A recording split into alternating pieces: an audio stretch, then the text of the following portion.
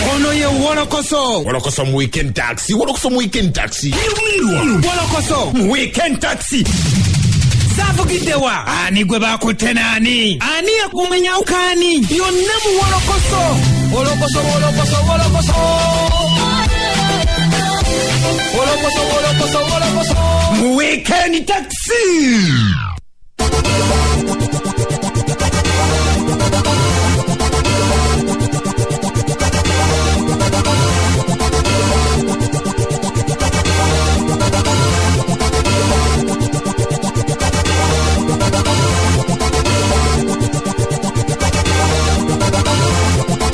Oli kuchena musamva kasirisa satu fema radio sime pologo benuje yedembe bana fa ofya kuchira mubira kasirisa mu zakone banyo batwa ku www.radiosimba.ug ukwaniriza konye na tekuda chikaziri munane zakara kusawe sadu za machago na ku rwanero of course kuna kuzo mwezi 14 omwezi gwa kusatu mwaka gwa 2022 akubuza kono kwaniriza ko saidi na nzeka kalamu de answer wo mulembe guno.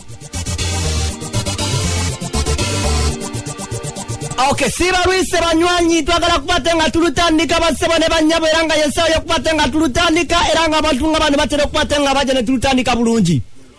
Chali wafe. Wolokoso gwe tugamba musembera musopata mumuwuliriza basebone banyabo. Oyaye yangu otobusa. Wekikola bulungi nyere mugambe ekitunga kino bayaye bafe kijja kubata kituzamu amanyi naffe ne tulujjayo. Lutuwe muyaye wafe. Wolokoso gwe ngamba ate mungamba ne mugeza kubatenga munyaniriza bwe mukimpa amanyi. Lusanyi sokulaba anko kakalamu. Mbazanze bulungi banywanyi ate mungamba kirungira. Eradde bamami. Ate mungamba ne munkola kino. Lutuwe bebe. Ate mukola kino nama. Nawe anko kaka. Ate munyamba ne munonera omwana tu ne mugira bwe muti. Assalamu alaikum haji wafe omubwati. Wa alaikum salam wa rahmatullahi wa barakatuh wa hajati bange. Ndogo shalide. Haji nawe lutuwe. Tulutandikira aba baby hajati. Nawe sula lutuwe. Njagala bali abali mu kubulola mama tonde. Nyini nawe haji titiria. Okay, netwongera okubaniriza mwena mpozi abatumbudde Wolokoso 97 kasirisa satu fm mu radio Simba empologoma enunje edembe tubagambe ekintu kimu kyokka nti kakati tuyingiddewo mu sawa eno yennyini Wolokoso mu weekend taxi ne tukugamba go nyini gwe yakatwegattako otufunira mpozi ku mukutu ogwa 97 kasirisa satu fm mu radio Simba empologoma enunje edembe ate ku Facebook nobera ngo tufunira ku FMMF ate mpozi ku website nobera ngo tufunira ku www.radiosimba.ug ate mpozi ku YouTube channel zaffe nkugamba genda yo kati yo subscribing olwensonga byosi wato bimanyi genda ku mukutu ogwa Radio Simba TV oba genda ku mukutu ogwa Bokati TV BOCAT obere mpozi ngo kifuna bulungi nnyo oba genda ku Kakalam Times ya TY MMZ obere mpozi nga okifuna bulungi nnyo nero ensonga eyo fe tukitandise bwe tuti Nawazera tugenda kutandikira wano. Olwensonga nti tulina okubatera tujjawo akatalo kano mangu naddala kana akatalo k'abakazi asibe ayingira maka ayingire otawe tubagamba ko uli wakati wa muyimbi amanyiddwa nga tumusiime oba tumusiime Catherine abangi gwe manyinga kapakati ndowooza ne wano katukwatewo jebuvudde kawo twavayo ne tubategeeza obuzibu omuyimbi Pius Mayanja aka Paraso bwe yagwako mu kabuga kamanyiddwa nga Tafoten akabuga kasangibwa mu nsi emanyiddwa nga South Africa. Kala nokuva ku olwo tubadde tujjanga tubawo omwana tuono nga tubasuubizanga balina okubatenga akomawo weekeno balina okukomawo olunaku luli nga naffe bitera okubatenga bitukalira ku matama nga mwana tutalabiseeko.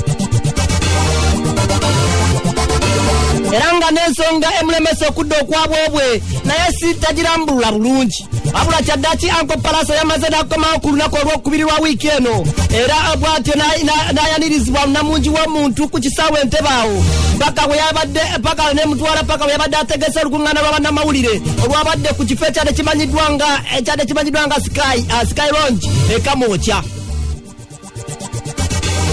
yakiranga buli alaba ku palaso ng'essanyu lijjula okumutta babuwa okuddamu okubate nga balaba ku mwana tuono palaso ng'akomyewo nga mulamu era nga talina kizibu kyonna kyonna nga wawulira mwana tu Kamiri Kwezi wano Dr. Joseph Kamini mwe yabadde abugaana essanyu. Sokeraganya okwamiriza palaso n'omukubisa ewanti yakobyonga mutulamu mulamba n'okwebaza aba South Africa na Uganda babeera yabulagirire family eno Maganja nebasabye Dr. Malinga eyibi omuliri South Africa ewanti neya esomeza mukwatako najja namudukirira nebasaba bikyakacaka ewanti neyatolokuna najja namuna abaali abamusabira naye era nja kutuusa obubaka eri abantu abali batambuza information nga bekitambuza omulagaji nga yakiyumyako ye nga bwayalabire ng'ate ezinali kusikajadde palaso okuviira ddala ng'akyekwese nga bagala nali akyanezina okukola manager manager so kyekikola sikituufu tulegera okusabiranga abantu okuteekawo embeera gyotalina bujulizi wabula tubeereka abasanyufu ti muntu akyali mulamu mulamba ku nsonga zetulya kufanika palaso nga ddwali agalabidde Katana oyo omulamu yali agabidde Katana yali asobolanga mufuuku bangi batugezeko mu mbeera bwetu netubakabira ati niwaita obwigire tubirabira. Okusinziira mpozi ku Dr. Joseph Chameleone omuloodi wa Kampala agamba nti naye abadde ku bunkenke lwa nsonga ebintu bya palaso bibadde ng'ebirimu omukoosi leero akomawo takomyewo ate akomawo nkya kati bibadde bimweraliikiriza olw'ensonga ebibuuzo abadde abuuzibwa bingi nnyo okusinziira ddala naddala ku bakyala abawagizi ba palaso abamunyumirwa n'ennyimba ze.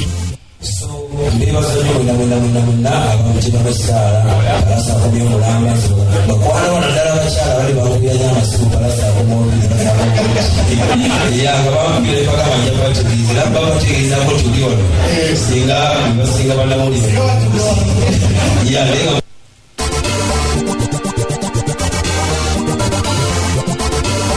nga bwe nkutegeezezzaako nti nno Uncle Palaso lwabadde okudda ku kisaawe Entebbe yatukidde mu lukuŋŋaana lw'amawulire olwabadde wali eri ku Sky Lounge nga bwe kutegeezezzaako ekamookya kale akagerwe kali nti n'ebibuuzo byabadde bingi bye tulina okubate nga tuddibwamu okuva wa Palaso naffe ne tumutandikirawo Musoya. Palaso sobo okwaniriza n'okusaasirako ebyakutupako abanyazi kakalambuga lw'ebyo esinga Palaso omusajja wulanga simanyi yali yambala akatishaati kalo muganda w'olukino ye wamusajja wamukimago ekibuuzo ekyokusabiseko onsuubirako nayo nekuvuma okuva kukiri ekyakutuuseeko ekyokuna onsuubira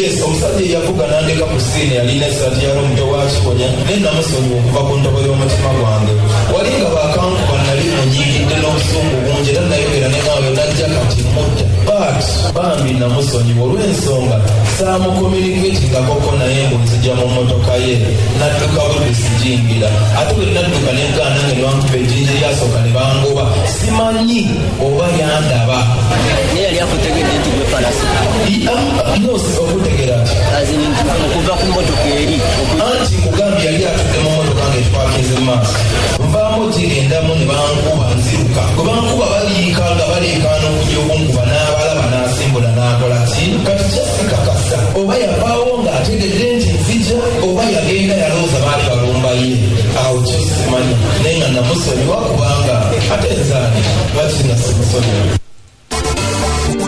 Okusinziira mpozi ku miggo n'eŋŋumi ezakubibwa Palaso bino ebibuuzo bimubuuziddwa nga beebuuza abaaye obulumi bwe yayitamu singa abaafunyeyo kaddiirwa akalala asobola okuddayo okubeera mpozi ng'akuba yeekyeyo oba tayagala kumanya atuddamu bw'ati. Mbadde nina show gye balayininga gye tubadde tulina okukola ne Dr. Chameleone e London mu bebaladde Dr.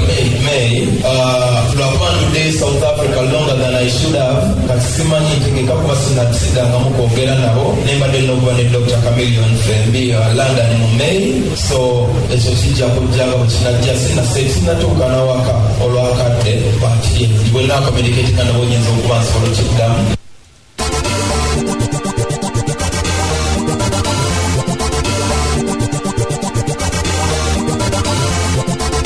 Olutalo Sematalo lwe twakutuusako olw'omukago oluwedde awali wakati wa Narabo Katerwa Masako ne Palaso Mayanja kino kyatuleetera okubate nga tulowooza nti singa Palasa abakomye okugwandya tu Uganda ayinza obutataliza kuddamu kulaba Katolu Bwama nga ayinaayina atyo mwana tulata mutujja ngumi ku ngumi okubate nga mmalamu ekyo ekyadde kimuwujje n'ekyamwogezanga ebingi ng'akimanye tali mugwa kati akomyewo bifuba bibavugume.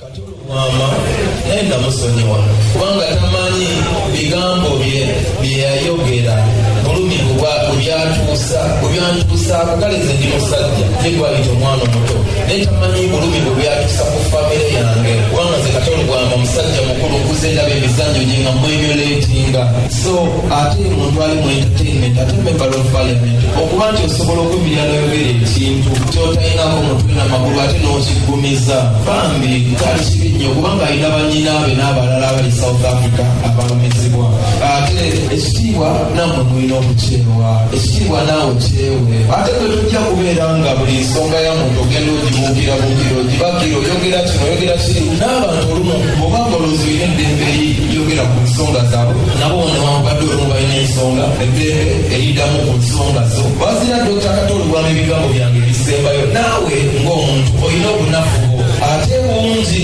ate bangi abali abakuwaana amaanyi g'olina nga n'obunafu bwe babumanyi nti bungi.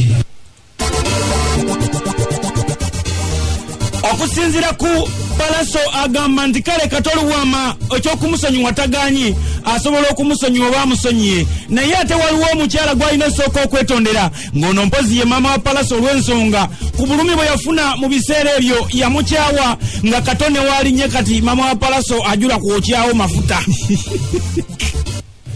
Ffenna tujja kudaano tutandike kubotolamu bituli olw'obunafu bwo zokwandikula n'ezokuba nakwanikula nga siri mu matiku nga nina ensonga nange wazira nenyaliko obunafu bwo nendaga abantu beerulubaga nti nawe olina obunafu nentandika okuwumulamu ebituli era bwe natuula nenkirowooza neŋŋamba ate darkness tezisobola kujjawo darkness nendaba nga sisobola kwogera kuwumulamu bituli Katolu Bwama nakusonyiwa si lwakuba nti wanneetondera nedda lwakuba oli munnayuganda oli mufirika munnange naawe olina ennaku yo ng'omuntu era nakusonyiwa era nkusaba nawe otandika okutunula ennyo ku nnaku yo nakusonyiwa si lwakuba nti weetonda nakusonyiwa kubanga ebigambo byo bye wali oyongera okwogera byali bimenya omutima gwabo abanjagala naddala maama wange amaziga ge gasobola kugasangula ng'omukazi yali afiiriddwako ku mwana okuyimirira ku TV n'oyogera ekigambo ekinene bwekityo ate n'obuba mukalukalu nnyo n'amazima bwe gazuka era n'otavaayo kale bwe mba nakinyiza okusaba ng'omuntu osobola okuva ne weetondera maama wange neze nakusonyiwa kulo.